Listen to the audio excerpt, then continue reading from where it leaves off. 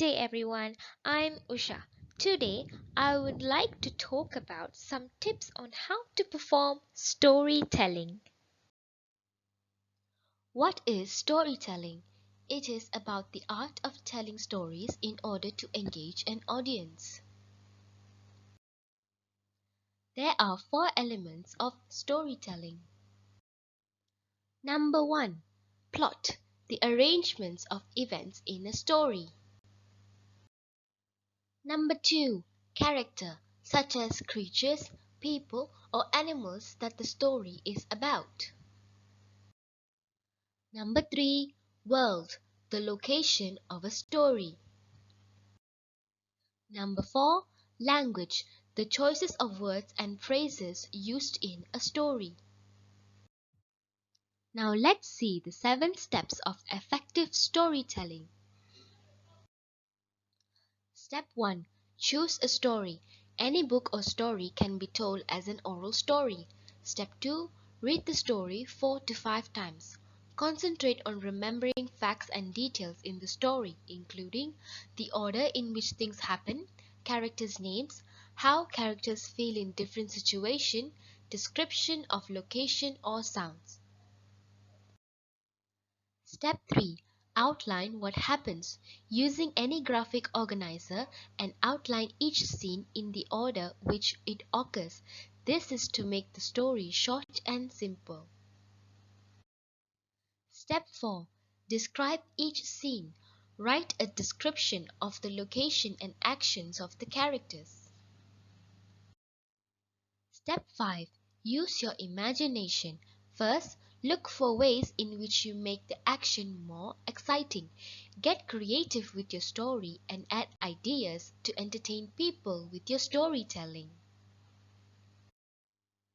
Step 6. Create a script.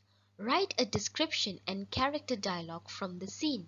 Then, revise the script and specify the narration and character dialogue. Describe how they need to move or act as they speak. Lastly, using a watch or a timer, read script quietly and time it. Step 7. Perform it. Practice reading the script over and over. Feel free to add on other story as perform it. Next, there are many performance skills that one can keep in mind before delivering a story. Number 1. Use different intonation and tone of voice. Number 2. Use your body language. Number 3. Make your body and face react to the story. Number 4. Maintain eye contact and make them focus on you. Number 5. Use your space. Number 6. Pace yourself. Number 7. Regain your style as a narrator. Number 8. Use silence and pauses for dramatic effect. Now let's look at a storytelling text. I shall read it for you, but before we go into the story, I want you to remember the key emotion that we're going to witness. For example, red means angry, blue means sad, green means happy, purple means arrogant, yellow means shock. Snow White and the Seven Dwarfs. In the spring she had a child who was just as she had imagined, and everyone called her Snow White. But at last the good queen died. Mirror, mirror on the wall, who is the fairest of them all? Thou, O queen, art the fairest of them all. Her vain heart rejoiced. And the queen almost smashed the mirror at her rage. Take Snow White out and don't bother to bring back anything but her heart. The hunter led Snow White to the woods where, taking pity on her innocent heart, he told her to run and hide. She ran and ran, cutting herself on brambles. "Oh my, what a pretty child!" one of them exclaimed. "Where shall I sleep?" asked a third. "She's taken my bed." How frightened she was when she saw the 7 dwarfs, but they were friendly and asked her name. "Snow White," she replied. And Snow White agreed with all her heart. Every morning the seven dwarfs went out to the mountain, and Snow White stayed at home to cook and keep the house.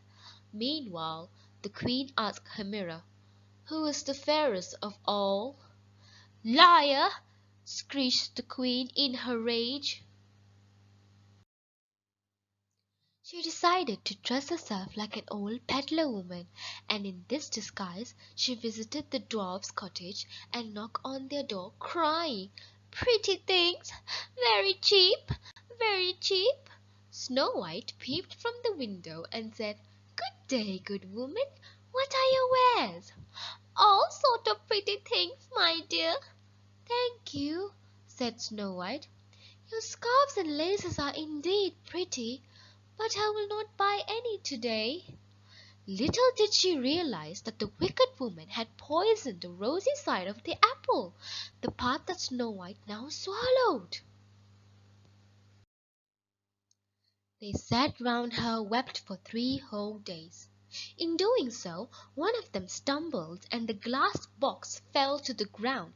It shook terribly, and the piece of poisonous apple which had lodged in Snow White's throat came out, so that she opened her eyes, alive once more. Snow White and the prince were soon wed.